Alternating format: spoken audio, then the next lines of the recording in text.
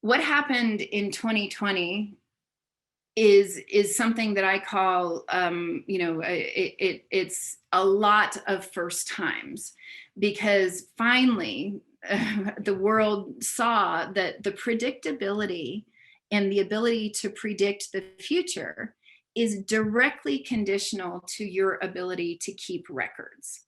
And so if you don't have a record for it, you cannot predict it.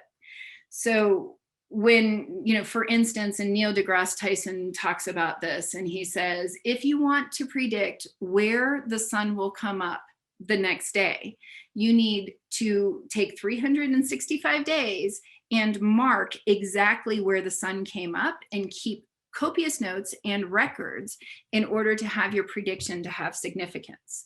So our ability to predict is directly correlated with the rigor by which we do science, by the rigor by which we are keeping records for our observation that is typically human.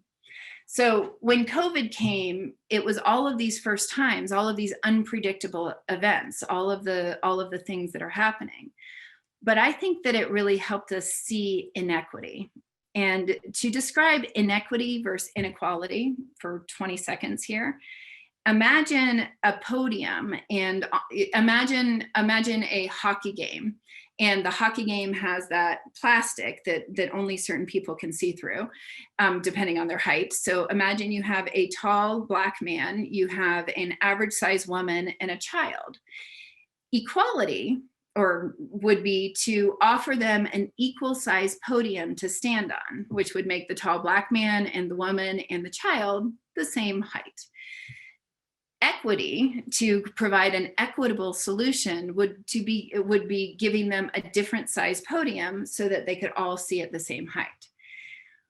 When COVID, and specifically women, we lost 1 in 4 women in the workplace. This is dire.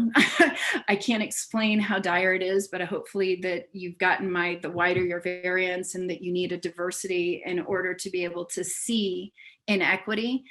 This is what's happening, is the polarity is so great that, the billionaires and the class society that we have created is now a lot more visible.